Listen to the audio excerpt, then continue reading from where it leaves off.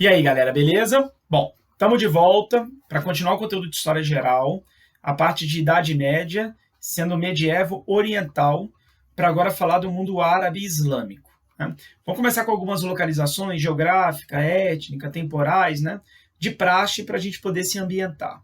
Bom, geograficamente, eu imagino que você tenha na cabeça, né, a Península Arábica, continente asiático, né, naquilo que a Europa chama de Oriente Próximo, que é o Oriente que está mais perto dela, e a gente hoje, em geral, nomeia de Oriente Médio, que é a nomenclatura dos Estados Unidos. Ou seja, para os Estados Unidos é como se a Europa fosse o Oriente Próximo, né, olhando o mapa, aí aquela região Oriente Médio, e a parte de China para lá seria o Extremo Oriente, né? Então está ali a Península Arábica, colada, vamos dizer assim, ela tem a conexão com a África, com o norte da África, com o Egito através da Península do Sinai. Entre os dois passa o Mar Vermelho. Aí embaixo da península, né, onde tem Iêmen e Omã, lá o Mar da Arábia. Dali você vai para o Oceano Índico, né? E na divisa da península, né, com o resto da Ásia, ainda tem um golfo, né, que os árabes, principalmente a Arábia Saudita hoje, chama de Golfo Árabe, e que os persas chamam de Golfo Pérsico, que é a nomenclatura que em geral se usa. Né? Os persas, aí eu estou falando dos iranianos. Lembra que o iraniano ele é islâmico, porque ele foi conquistado, né, pela expansão árabe islâmica, então ele adotou o islamismo, né, a religião tradicional dos persas é o zoroastrismo, que influenciou tanto no mundo judaico-cristão como, obviamente, no mundo islâmico, a gente vai comentar isso aqui. Os iranianos são de origem persa, portanto não são árabes, mas são islâmicos. Isso é uma coisa que a gente tem que deixar claro, né? E que vai ficar claro ao longo do vídeo, né? Ao longo da aula, de que árabe é uma coisa, islâmico é outra, né? O árabe, ele tem a origem étnica de descendência semita. Lembra que semitas são os descendentes de Sem, né? S-E-M, que é um dos 3 filhos de Noé, que, de acordo com a tradição judaica cristã, foram responsáveis, né, por repovoar a terra após dilúvio. Então, árabes têm origem semita, assim como hebreus. Então, uma coisa é a origem étnica, outra coisa é qual é o povo, outra coisa é a religião que ele criou. Então, hebreus e árabes têm a mesma origem étnica. Um criou o judaísmo, outro criou o islamismo. Né? Povos diferentes criaram religiões diferentes, mas têm a mesma origem étnica, são primos, né? Vamos dizer assim. Bom, do ponto de vista histórico, a gente vai comentar de maneira geral como que esse mundo árabe, na Península Arábica, como que era a organização, né, geral deles até o século VII, porque é na primeira metade do século VII que esse mundo vai se unificar através do islamismo, o que já mostra uma relação entre política e religião muito forte e que vem até os dias de hoje. Né? Depois a gente também pode fazer um paralelo com o mundo ocidental em relação a esse ponto. A unificação do mundo árabe islâmico se dá entre 630 e 632. Né? Daqui a pouco a gente precisa melhor por que dessas datas. Por que não 631? Né? Mas por que dessas duas datas? Então, até o século VII, ou até 630/632, como que se comportava esse mundo? Bom, ele era um mundo dividido politicamente em tribos, né? Então não havia uma unificação política, um único governante. Então, politicamente, um mundo fragmentado, em mais ou menos 300 tribos, numa lógica de poder patriarcal, dentro daquela ideologia da caridade, né? Ou seja, o poder é passado de pai para filho, né? É o homem, portanto, o macho, né, que tem a palavra, que toma conta dos assuntos domésticos e políticos, e obviamente econômicos, e que trata aquilo como um grande favor que ele faz aos outros membros da família, por cuidar deles com zelo e tudo mais, esse discurso da caridade. Do ponto de vista de localização, vamos dizer assim, né, o mundo árabe, sedentários, eram ao longo da costa, próximos à costa, então ali ao longo do Mar Vermelho, mas também do Mar da Arábia lá embaixo. O Iêmen, e aí é uma bruta de uma contradição isso, o Iêmen, que hoje é um país assolado por problemas políticos, né, vive uma consequência ainda, né, da malfadada Primavera Árabe, politicamente muito instável, muito pobre, né, um país paupérrimo hoje em dia. Na época era um dos grandes locais assim de produção de riqueza, de comércio, né? Tanto que o Iêmen era chamado pelos romanos como Arábia Félix, ou seja, o lugar da onde as coisas brotam, né, da onde as coisas renascem, um lugar importantíssimo. E ali estavam algumas das principais cidades. O porto de Aden, da onde se recebiam produtos que vinham do Egito ou do Chifre da África, e é fundamental, começava ali uma rota de comércio que ia ali margeando o Mar Vermelho, né, ou seja, na costa, passava por Meca, que está bem no meio do caminho, para ir para outras praças comerciais, que daqui a pouco eu vou comentar melhor quais são. Mas, do ponto de vista de sedentarismo, você tem cidades ao longo da costa, ou então no interior, dentro dos oásis, né? Ou seja, esses locais ali de fertilidade no meio do deserto, daquele clima árido. E aí você tem os grupos, né? Obviamente, as pessoas que vivem nesses centros urbanos, né? E os grupos que vivem do deslocamento, né, entre os oásis e as cidades. E vivem do deslocamento porque vivem do comércio. Ou seja, só essa informação já dá para a gente qual é o principal elemento econômico dentro deste mundo árabe, né? Ou seja, a economia, a produção de riqueza, a movimentação da riqueza, o fluxo da riqueza, gira em torno das atividades comerciais. Sendo que o mundo árabe, ele era um mundo com uma importância geoestratégica para o comércio, e até já esse pequeno comentário que eu fiz, né, dessa rota que começa lá no Iêmen, em Aden, passa por Meca e vai até outras praças, trazendo mercadorias da África, tanto do Egito quanto do Chifre da África. Agora, do ponto de vista político, o mundo árabe não era uma influência. Ele orbitava entre dois polos, né? Ou seja, tratando dessa parte do Oriente, então eu não estou indo até a Índia, não estou indo até a China. Eu estou ficando nesse Oriente, que a Europa é tradicionalmente de próximo, e que a gente chama de médio, né, por influência atual dos Estados Unidos. Os dois grandes impérios e que rivalizavam e que também trocavam, obviamente, cultura, produtos, eram o Império Bizantino, o Império Romano do Oriente e o Império Persa. As tribos árabes, inclusive, elas oscilavam umas de um lado, outras de outro, sendo que elas estarem, né, ora com o Império Persa, ora com o Império Bizantino, era também um entrave, algo que dificultava a unificação desse mundo árabe. Persas e bizantinos jogavam esse jogo, né? Jogavam esse xadrez. Esse aspecto, né, da rota de comércio e da importância de Meca vai ser fundamental, inclusive, para entender o nascimento do próprio Islã, que é um elemento de unificação, né, do mundo árabe. E aqui vale fazer uma distinção que é a grosso modo, que é a visão panorâmica, né, desses eventos, dessas civilizações. Mas a gente pode considerar que no mundo oriental, a relação entre político e religioso, ela costuma ser muito mais próxima do que no mundo ocidental. Ao menos porque no Ocidente, pelo discurso, né, pelo ideal, pela ideologia, nós defendemos uma tendência de separação entre religião e política. Tanto que a nossa tendência foi promover estados laicos. A gente sabe de toda a influência religiosa que há na política. Eu não estou negando isso.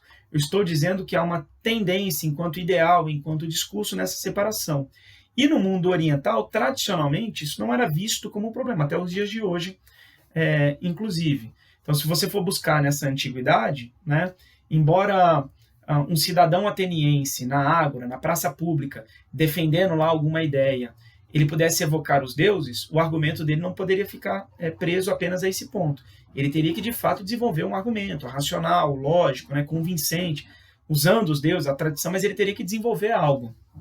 No mundo oriental, essa relação entre política e religião era muito mais próxima, né? A própria figura do faraó no Egito, né, ou das autoridades religiosas e políticas no mundo mesopotâmico, persa, e por aí vai, né?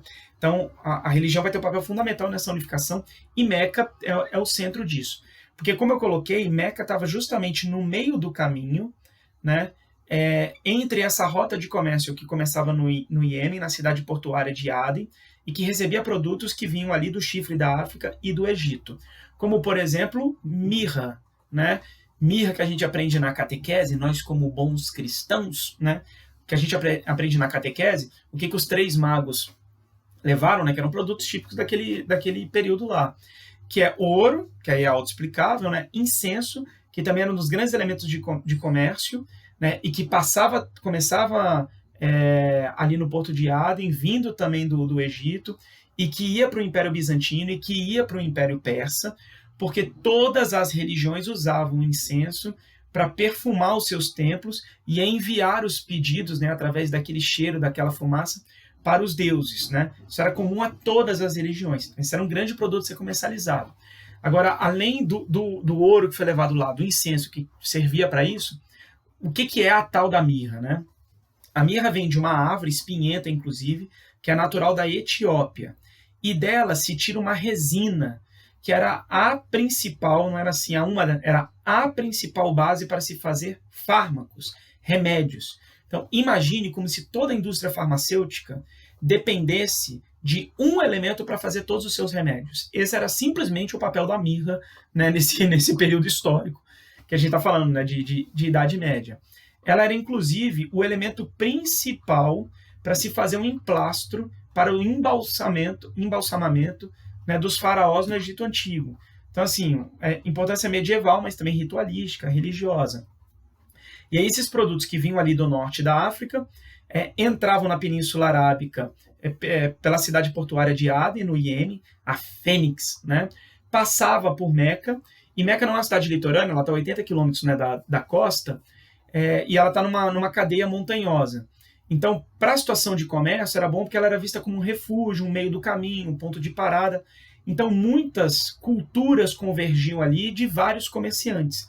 Do mundo cristão ortodoxo bizantino, do mundo zoroastra persa, né, do mundo judaico dos hebreus que circulavam naquela região, porque lembra que os hebreus têm origem na Península Arábica, no sul do que hoje é o Iraque, no sul da Mesopotâmia, ali perto, né, na maior proximidade do rio Tigre com o Eufrates, nas cidades de Ur e de Uruk. Aí, conduzidos por Abraão, né, eles vão para a Terra Prometida, lá para a Filisteia, né, para a atual Palestina. Mas os judeus também ligados ao comércio localizavam nessa área. E Meca recebia, portanto, essas influências e, obviamente, a religião do mundo árabe. E o mundo árabe era politeísta. Né? As tribos, basicamente, cada uma delas cultuava um deus. Então, do ponto de vista político fragmentado, do ponto de vista econômico, né, comercial, e do ponto de vista cultural, eles tinham uma cultura homogênea. Hábitos alimentares, vestimenta, idioma, religião, embora cada tribo tivesse ali, em geral, o seu deus. O que era mais comum era o casal de deuses, uma entidade masculina e uma entidade feminina. E Meca, por ser meio do caminho, era um ponto, né, de aglomeração para tudo isso. Bom, onde que entra Maomé, né, a figura do islamismo, e que depois, inclusive, vai gerar divergência para ter sunitas e xiitas, a expansão, né, e o que vai vir depois no mundo islâmico. Estamos aqui com 13 minutos, estou controlando o tempo como bom historiador que sou, né? E como bom historiador que sou, estou controlando o tempo para perder o controle do tempo e fazer essa aula virar 40 minutos, né?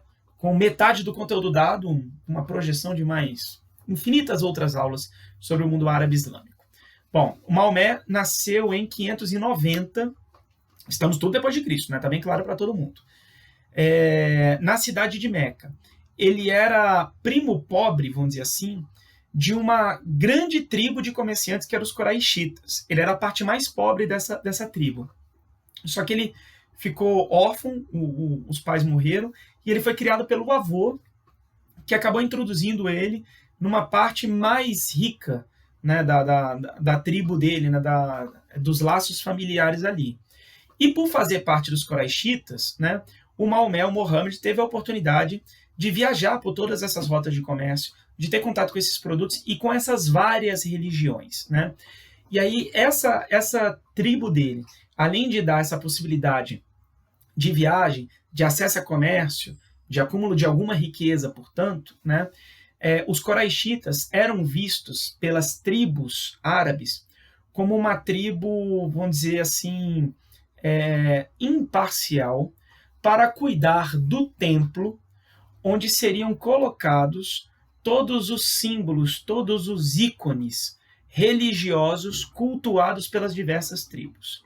Então, por exemplo, quando eles estavam em Meca, né, era comum que uma tribo rival de outra invadisse a tenda da outra tribo durante a noite, de maneira sorrateira, para roubar, né, o símbolo, tipo um santinho, o símbolo do Deus daquela tribo, com a maneira de prejudicar aquela tribo. Ele vai ficar, né, eu deixei o meu Deus ser roubado, quer dizer, eu vou ser prejudicado, vou perder negócio, minha vida vai estar em desgraça, não sei o quê. E aí as tribos meio que entraram no acordo para se criar um templo onde todos os ícones seriam depositados e lá seria um ambiente de tolerância, lá ninguém poderia roubar de ninguém. Esta é a Kaaba. Kaaba é o cubo, né? E quem seria o comandante dessa Kaaba? E, portanto, uma tribo imparcial, porque ela cuidaria do símbolo de todos para que ninguém roubasse de ninguém. E esse era um consenso entre lá os diversos grupos, mesmo os rivais respeitavam isso. Eram justamente os coraixitas. Então, o Maomé, além de ter contato com essa pluralidade religiosa, ele teve contato forte com o mundo judaico, com o mundo zoroastro, o mundo do mazdaísmo, né, com o mundo cristão.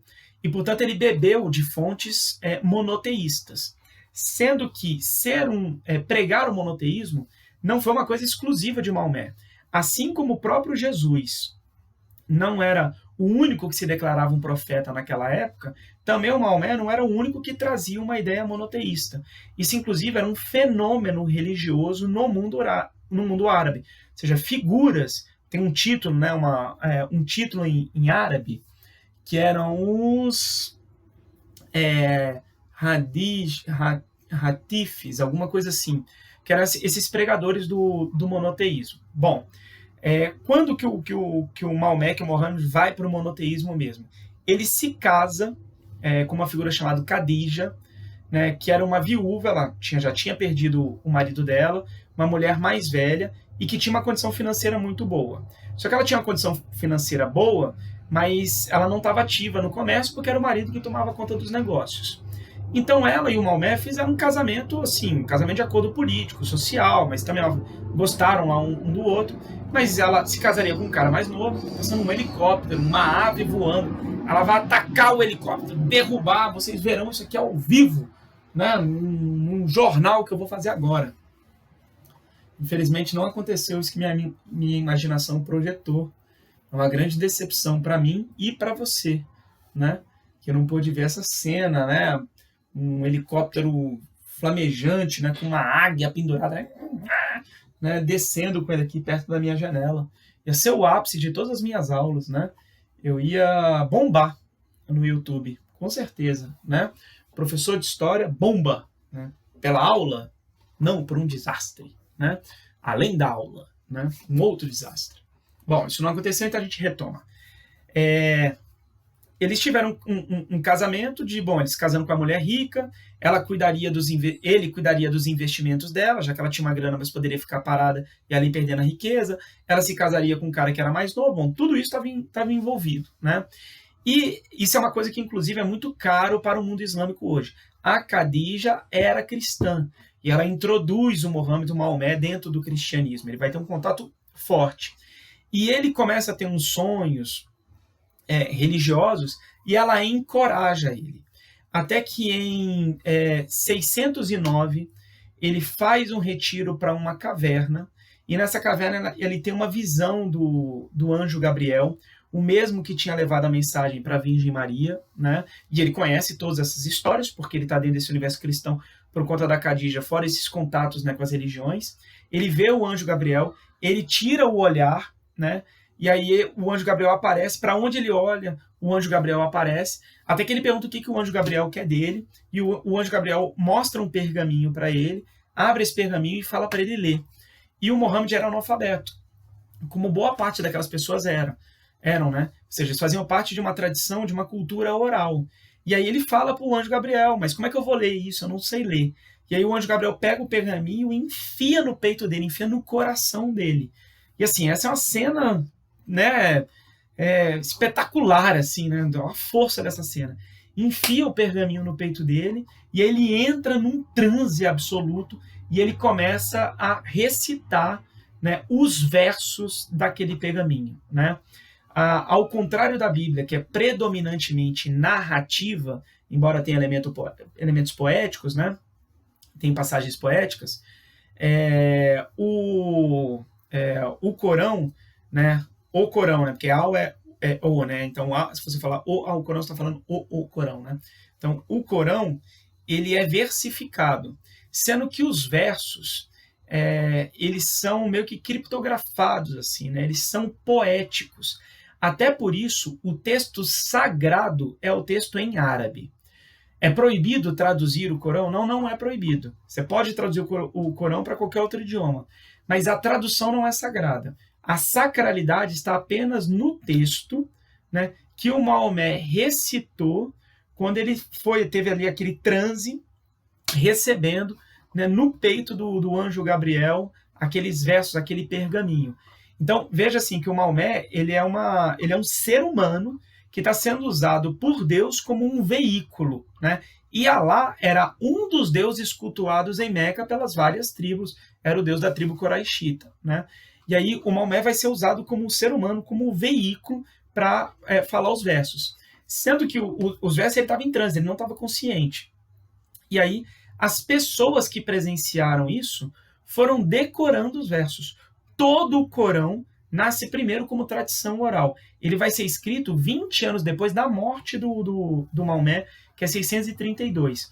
Sendo que o Corão não vem de uma vez. De 609, quando ele teve esse primeiro contato, até 632, ele entrava num transe, e os relatos que se tem é dele se jogando no chão, ele dando cambalhotas, né? Como se assim, para o nosso universo cultural, como se fosse uma incorporação, né? no mundo afro-brasileiro, né? Na Umbanda, no Candomblé, algo daquele tipo. Uma cena forte, espetacular, né? E assim, até por isso devia chamar muita atenção das pessoas. Ó, isso aqui é algo sério, né? Isso aqui é um fenômeno mesmo. Bom, essa pregação monoteísta, ela atinge interesses que são religiosos, mas que são políticos e econômicos. Porque essas tribos, cada um que tem os seus deuses, né? Por exemplo, na festa daquele deus, você mobiliza as cidades para o comércio. Na festa daquele deus, aquela tribo, ela está na crista da onda. Então, se você prega o monoteísmo, né, você de alguma maneira atinge esta influência política e econômica de diversas tribos. Como a mensagem do Maomé foi muito forte, ele vai ser expulso de Meca, e ele é expulso de Meca em 622, que é justamente o início do calendário islâmico, a chamada Égira, né? Começa a contar dali. E perceba que para os próprios islâmicos depois, né, começar a contar o calendário a partir de 622, a partir da Égira, é a consciência de que nós estamos fazendo algo realmente novo. Então aqui começa do zero. O mundo islâmico não nega nem a Torá e nem nega o Novo Testamento, nem nega os novos evangelhos, né? Eles incorporam, inclusive, são livros sagrados. Eles consideram que Jesus é um dos profetas na vinda do maior profeta, que justamente foi Maomé. Até porque o Maomé, através desse contato com o cristianismo, pela primeira esposa, o contrato com os zoroastristas, com o mundo judaico, ele adotou o monoteísmo. E o monoteísmo, a referência era essa, era o masdaísmo e era a tradição judaico-cristã.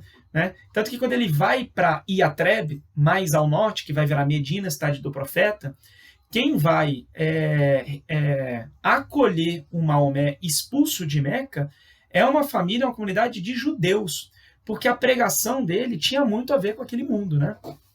Essa coisa, inclusive, de a briga do bem como o mal, isso é do mundo zoroastro, isso é do masdaísmo, e que vai ficar para a tradição judaico-cristã e que vai para o mundo islâmico. O Maomé, pela sua pregação e o apoio dessa comunidade judaica em Iatreb, ele vai virar governador de Iatreb, e aí ele vai conquistar Meca como governador de Iatreb, como líder, né, religioso dessa nova religião em 630. Aí ele é o primeiro líder islâmico, a primeira unificação, né, e vai unificar a Península Ibérica ali em 632. Então, conquista de Meca em 630 e a unificação da Península Ibérica em 632, por isso que eu coloquei essas duas datas. Né? A partir dali começa a expansão do mundo árabe, islâmico, sendo que nessa expansão não havia uma obrigatoriedade de conversão ao islamismo. A expansão ela é caráter religiosa porque a minha religião me leva a isso, mas quem eu conquisto não é obrigado a adotar o islamismo. O mundo islâmico era um mundo bem cosmopolita, inclusive. Eles absorveram várias culturas, inclusive a cultura helênica. O elemento racional dentro do mundo islâmico ele é absolutamente fundamental, mesmo porque, como o texto corânico é um texto criptografado, eu preciso interpretá-lo, o que é um elemento humano. Para interpretá-lo, tem uma corrente islâmica que é paralela e complementar, né, ao Corão, que usa os ditos do Maomé, ou seja, o Maomé consciente o que ele falou. Essas frases do Maomé, os ditos do Maomé, esses são os hadiths, se eu não me engano. Os ditos do Maomé são usados como referência para, de maneira racional, eu interpretar, né, o Corano criptografado, como se fossem as parábolas bíblicas, né? E essa lógica racional é influência helênica, influência grega, que os árabes tanto admiravam. Tanto que, na Idade Média, a grande produção cultural, científica, né, filosófica do mundo medieval, ela é árabe. E a influência grega é forte em cima disso. Daqui a pouco eu comento melhor, dando alguns exemplos, inclusive. De qualquer forma, quando morre o Maomé, quem vai herdar o governo? Né? E aí, qual que era a tradição? A tradição era do patriarcalismo. Né? O filho mais velho herda. O Maomé, ele teve diversos filhos, mesmo porque ele se casou mais de uma vez, ele teve várias esposas. E gerou-se um problema, porque nenhum dos filhos homens dele, ele teve mais de 20 filhos, nenhum dos filhos homens chegou à vida adulta, só mulheres. Então, a tradição era de passar para o filho mais velho, mas ele não tem esse filho mais velho, quem é que vai ficar? E aí o mundo árabe fez uma coisa revolucionária. Eles optaram por romper com a tradição, não ser o homem adulto mais próximo, que seria o primo de Maomé, Ali, né, a governar, que eles iriam eleger, iriam escolher através de um voto quase que democrático, vamos dizer assim, né? Pelo menos democrático entre os homens, né? Embora no capítulo 3 do Corão, que fala sobre as mulheres têm direito a participar de votações dentro do mundo árabe. Se o mundo árabe respeita ou não isso é uma outra coisa do machismo, né? Mas lá tem esse elemento também. A presença da Khadija poderia ter, né, facilitado isso. De qualquer forma, o próprio Ali, né, o próprio primo do Maomé, que seria o herdeiro do poder, concordou com a escolha. E aí foram quatro governantes que foram escolhidos dessa maneira. Um dos genros do Maomé, que governou só 2 anos e morreu de morte natural, e depois os outros 3 governantes, desses 4 primeiros, todos foram assassinados. Ninguém foi até o final. Quando o quarto é assassinado, uma parte do mundo islâmico, uma parte dos árabes islâmicos, para aí, não dá para continuar com isso. Ou seja, vamos resgatar a tradição. Ou seja, quem é que deve governar? Vai governar quem era o homem adulto com um grau de parentesco mais próximo ao Mohammed, que é o Ali. E aí uma outra parte do grupo falou, não, tem que continuar na eleição. Não, mas com a eleição está dando uma estabilidade, os líderes são assassinados. E aí é justamente com essa divergência que se criam os dois campos, a primeira divisão do mundo islâmico, você vê que foi logo depois da morte, né, do Maomé, que são sunitas e xiitas. Quem são os xiitas? São os partidários de Ali. Né? Xiitas é a abreviação para partidários de Ali. Sendo que os xiitas são considerados, vamos dizer assim, os ortodoxos. Ortodoxos, na lógica de radical, não tem a ver com a violência. Tanto que a maior violência atual do mundo fundamentalista islâmico, sendo que fundamentalismo também não tem a ver com o islamismo, fundamentalismo tem a ver com qualquer coisa e que está sendo usada dentro do mundo islâmico de maneira inapropriada, inclusive, você vê, fundamentalismo vem de fundamento, ou seja, algo que tem uma raiz que não deve ser mexida. Agora, se o próprio mundo islâmico foi formado a partir de uma mistura, como é que eu posso dizer que o mundo islâmico é monolítico, que tem um fundamento, sabe? Então, é irracional o próprio fundamentalismo islâmico. Assim como tem fundamentalismo cristão, né, desde cruzadas até um fundamentalismo evangélico hoje contra religiões afro-brasileiras, fundamentalismo político, fundamentalismo racial. Fundamentalismo pode ser usado em várias coisas. Né? Então, essas distinções são muito importantes para a gente não ter uma visão preconceituosa sobre as coisas. Né? Quem pratica fundamentalismo não pratica a sua religião. A grande verdade é essa. Né? Então, ortodoxo dentro dos xiitas é porque eles consideram que o líder tem que ter laço sanguíneo, como era a tradição, resolveram recuperar a tradição. E que o único livro sagrado é o Corão, que é o livro que foi ditado por Alá através do ser humano, Maomé. E aí tem os sunitas, que consideram que tem que continuar mantendo a lógica de eleição, né? E que além do Corão como livro sagrado, existe a Sunna, que é o livro que fala sobre a vida do profeta, que não é Deus, né? Como Jesus se colocou, mas que é uma figura especial e, portanto, a vida dele tem que servir como referência. Daí de Sunna vem os sunitas. Portanto, a divisão desses grupos é uma divisão política, religiosa e que vai gerar uma divisão social. E aí você sabe que o mundo sunita é muito maior que o mundo xiita, até porque o mundo xiita é do laço sanguíneo, ele tem que ser menor, né? De qualquer forma, vai ter uma grande expansão árabe-islâmica, e aí estamos com 30 minutos aqui, estou controlando, a gente vai encerrar também.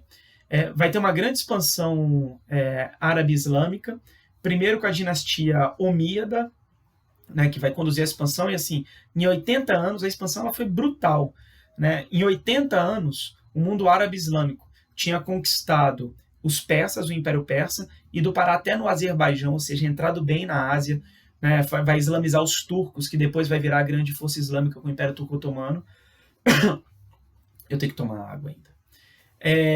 Eles vão expandir para o norte da África, e aí vão islamizar os berberes, que são os povos norte-africanos, e que existem até hoje, tanto que o único país no norte da África de maioria árabe é o Egito.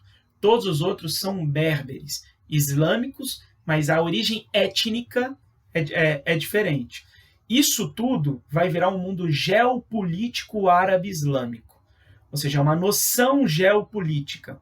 Não quer dizer que etnicamente todo mundo é árabe, né? Ou seja, nasceu na Península Ibérica descendente de árabe. Então, o islamismo, né, os árabes vão conquistar o norte da África, vão islamizar os berberes e vão atravessar as colunas de Hércules. Lembra? O estreito entre a ponta oeste da África e a ponta oeste da Península Ibérica. Aquele estreito ali era chamado pelos gregos e romanos de as colunas de Hércules. É um dos 12 trabalhos de Hércules, né? Construir colunas para marcar o fim do mundo, onde que o mundo acaba. E aí agora os árabes vão atravessar as colunas de Hércules e vão dominar grande parte da Península Ibérica. Grande parte. Porque o norte ainda ficou com os visigodos cristãos. E é dali que vai vir a resistência cristã nas guerras de reconquista. Os árabes, inclusive, por terem dominado, o estreito vai mudar de nome, que é o que segue até hoje, né? Quem comandou a travessia foi um árabe chamado Gibral al-Tariq. E aí o estreito, né, vai passar de colônia de Hércules para Gibraltar. Os árabes vão tentar entrar no resto da Europa e não vão conseguir porque foram barrados pelo reino franco ainda durante a dinastia merovingia. Carlos Martel, que não era o rei dos francos, era como se fosse um prefeito de palácio, vai comandar a resistência. Em 732, os árabes vão ser barrados na Batalha de Poitiers, cidade que nasceu Foucault, inclusive, né? E aí os árabes entraram na Europa, mas ficaram restritos à Península Ibérica. Então, olha o império que eles vão construir. E aí, aquela lógica, né? O Império Romano dominou partes da Europa, norte da África e Ásia. Lembra que o Império Romano dominou todas as fronteiras terrestres do Mar Mediterrâneo. E, portanto, eles dominaram o Mar Mediterrâneo, o Mare Nostrum. O Império Árabe crescendo vai tirando a área do Império Bizantino, e aí vai tendo domínio na Ásia, norte da África e uma parte da Europa, né, a Península Ibérica. Portanto, a grande influência, o grande comércio no Mar Mediterrâneo é árabe durante a Idade Média. A Europa ela está se ruralizando, ela está se feudalizando. Nessa contração europeia, os árabes ocuparam o Mar Mediterrâneo, que tinha sido domínio do Império Bizantino durante a época do auge, né, no governo Justiniano. E aí, durante essa transição da dinastia Omíada para a dinastia Abássida, ali em 750, né, no século VIII e uma parte do século IX, o mundo islâmico vai viver assim, o seu auge cultural, vai fundar cidades maravilhosas, Bagdá, Damasco, Córdoba na Península Ibérica, Alexandria no norte da África, no Egito, as bibliotecas, a produção científica, a Avicena, né, que escreve um tratado de medicina enorme, o Cânon, né, vai virar o Cânone. Foi um livro lido até o século XVII, até ali virada do XVI para o XVII, com a Revolução Científica. Ele descrevia mais de 600 doenças, né, e fármacos e remédios. Iam coisas desde tratamento de tumores no olho, com cirurgia, até musicoterapia para tratamento de doenças e de paciente pós-trauma. Sim, um tratado requintado, né? Algarismo na matemática, né? O desenvolvimento de álgebra, literatura com as Mil e Uma Noites, os tratados de física com Alburini, fizeram descrição sobre o movimento da Lua, calcularam a circunferência da Terra, porque a Terra é redonda, sua forma de geóide, algo que os gregos já sabiam, e os árabes, por essa influência fortíssima que a gente falou do mundo helênico, da racionalidade, e dentro do mundo islâmico não há constrangimento religioso com o desenvolvimento da ciência, né? Ou seja, enquanto a Europa vivia assim em termos de desenvolvimento científico, né? Aquelas amarras por conta do cristianismo, da mentalidade cristã da época, ou seja, havia muita produção de conhecimento, mas do ponto de vista da ciência médica, da fisiologia, né? Houve uma retração. O mundo islâmico não tinha esse constrangimento. Então, eles fizeram um cálculo da circunferência da Terra, até porque eles tinham um sistema numérico mais requintado e que permitiam cálculos mais precisos, porque o mundo europeu tinha herança dos números romanos. Como é que você calcula fração com o número romano? Como é que você faz irracional com o número romano? Ou seja, eu posso até ter essa noção teórica, né, de números irracionais que já tinha nos gregos, mas calcular esse negócio igual os árabes eram capazes de fazer, com os números indo-arábicos, né, porque o zero vem da Índia, ou seja, com esse grau de precisão, então a circunferência da Terra, os movimentos lunares, a manutenção da filosofia grega. O grande intérprete de Aristóteles medieval é um islâmico ibérico, né? Um mouro, portanto, que era o Averroá, ou Averroes. Foi a figura, inclusive, usada por São Tomás de Aquino para desenvolver a escolástica. Tanto que o São Tomás de Aquino teve constrangimento inicial dentro da própria igreja por usar uma referência islâmica, além do mundo judaico, né? do mundo helenístico, né? como um todo, mas por usar um árabe. Então, assim, um universo absolutamente deslumbrante, fundamental, era o grande universo vivo na época, e de tolerância, o que contrasta muito hoje, né, com esses setores radicais do mundo islâmico, mas como a gente falou, né, que pode acontecer em qualquer lugar, em qualquer época. Bom, como que esse o mundo islâmico vai meio que passar por uma decadência? Vai haver uma fragmentação, porque o império era muito grande, e ele foi sendo dividido, né, ao longo do tempo em califados. A palavra califa, ela foi criada como título justamente para substituir o Maomé, logo depois da morte dele, em 632. Califa quer dizer simplesmente sucessor. Ou seja, eles não queriam usar o título tradicional porque estava sendo criada uma coisa nova. E aí, com o tamanho do império e essas divergências internas, né, religiosas, doutrinárias, políticas, econômicas, obviamente, o império vai sendo dividido em vários califados e isso vai promovendo uma ramificação, depois um descontrole e uma decadência.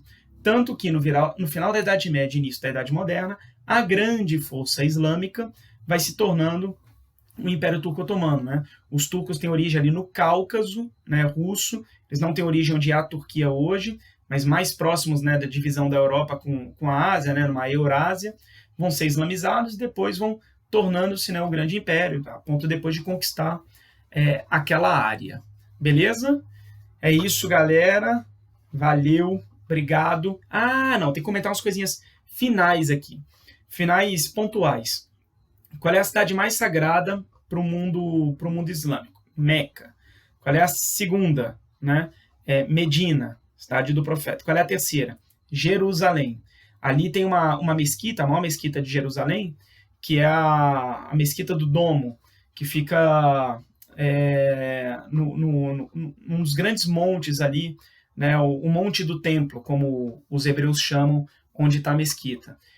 Na tradição islâmica, o Maomé teria ido para Jerusalém, não está no Corão que era a cidade de Jerusalém, mas pela descrição eles levam em consideração como se fosse Jerusalém, e ali ele teve uma ascensão aos céus, teve contato direto com Alá, além de outras figuras históricas na tradição judaico-cristã, da qual o islamismo tanto bebeu, né? Moisés, por exemplo, ele tem um contato com Moisés. Então, são elementos que precisam ficar certinho na cabeça, né? Ficar sistemático, tudo bem? Aí sim a gente pode acabar.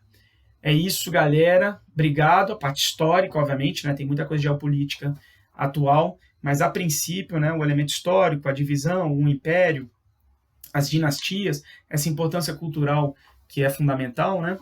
É isso, certo? Obrigado, valeu, abraço. Salam aleikum.